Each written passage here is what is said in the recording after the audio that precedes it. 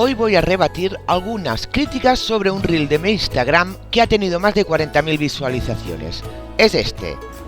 Si al soltar las riendas el caballo baja la cabeza, eso quiere decir que ha trabajado con el dorso. Por lo tanto, lo está musculando. Os dejaré un link en los comentarios de la recopilación de todos mis vídeos cortos como este. El primero comentario, por su nombre y lo que dice, es el típico naturalista que no tiene ni idea de equitación.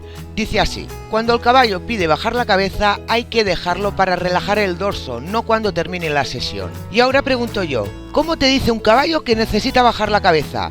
Es que yo no lo sé. Así que, si alguien de vosotros lo sabe, dejármelo en los comentarios y así yo también aprendo. Pero voy a adelantar la contestación de algún comentario que podéis dejarme. El caballo empieza a dar tirones de la mano o un tirón largo tan fuerte que se te lleva las manos hacia adelante. En este caso, el caballo te está robando la mano, simplemente no quiere ir recogido. Otra opción de algún comentario puede ser: el caballo se apoya mucho en el hierro y tengo que hacer mucha fuerza para aguantarlo. Eso se le llama pesar en la mano y estos caballos suelen ir caídos en las espaldas. Y ahora os explicaré por qué yo desconozco esta información, o sea que el caballo pide bajar la cara. Es muy simple, el caballo no pide bajar la cara. Si hace algo raro es porque no quiere esforzarse en el trabajo o porque las manos del jinete son demasiado duras, y os lo voy a demostrar de una forma muy fácil. Si el caballo va apoyado en el hierro y soltamos las riendas progresivamente, este bajará la cara porque está apoyado en el hierro, o sea, buscará seguir apoyado en él. Un ejemplo de los míos para que lo entendáis: un tamburete, de esos que suben y bajan, y una persona se apoya en él.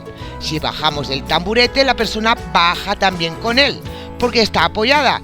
Pues aquí tenéis la explicación. Creo que no es tan difícil de entender. El caballo baja la cara porque nosotros le cedemos más rienda, y esto lo hará siempre que nosotros queramos. Si el caballo va apoyado en el hierro, claro está. Si no, no bajará la cara. Es el mensaje que intento transmitir en este vídeo corto. Creo que con esta explicación también respondo la primera parte de este comentario que no tiene desperdicio. Cito textualmente: pues siento discrepar. En ese vídeo parece más que el caballo está defendiéndose del filete, te diría que huyendo.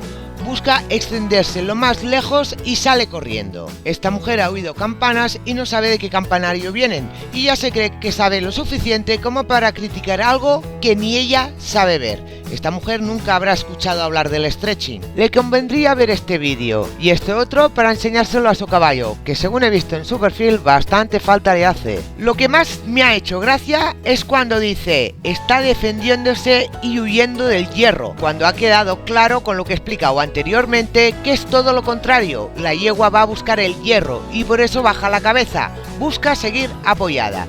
Es por eso que se puede decidir llevar la cara del caballo más baja o más alta, más cerrada o más abierta, dependiendo de la largura de las riendas y la impulsión que le demos al caballo. Tendrá su cara en una posición u otra.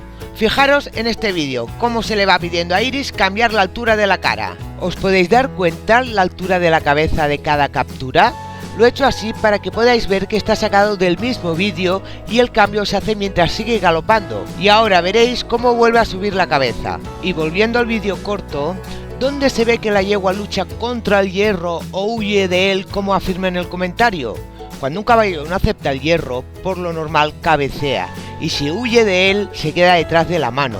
Las personas que conocen estos términos pueden ver que en el vídeo corto no hace nada de eso, y cuando habla de que busca extenderse lo más lejos y sale corriendo, lo que esta persona ve y no tiene ni idea es que la yegua se estira y alarga el tranco, no que va más deprisa, que es muy diferente. Y ahora vamos a por la segunda parte del mensaje. Además, el trote del que viene no está arremetiendo los pies de manera que el caballo está yendo de delante a atrás y no generando la energía en los pies.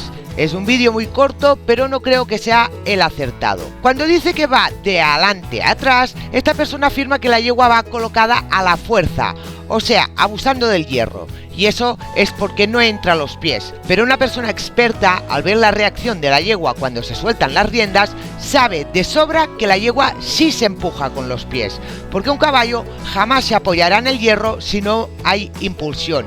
La impulsión mantiene los pies activos y eso quiere decir que empuja con los pies. Por lo tanto, la energía viene de atrás hacia adelante, como un coche con tracción trasera. No hay que fijarse solo en si entra a los pies, ya que en este vídeo, por cierto, que Iris aún no tenía los 4 años, se le estaba enseñando el ir y venir en el trote, o sea, trote largo y trote corto. ¿En qué se basa esta persona para decirme que no arremete los pies? Pues porque no se alcanza la huella.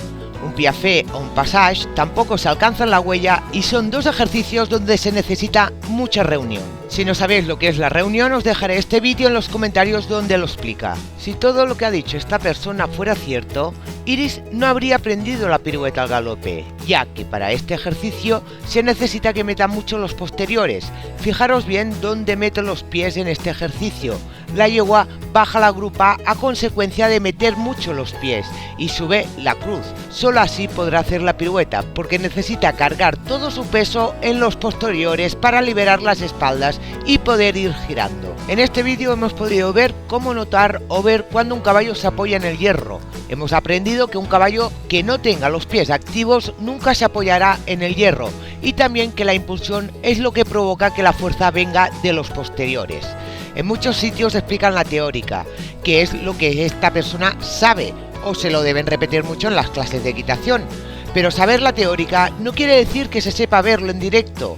La teórica solo hay que memorizarla. Verlo es más complicado y aplicarlo ya es otro nivel. De todas formas, quiero dar las gracias a esta persona porque su comentario ha provocado que yo haga este vídeo.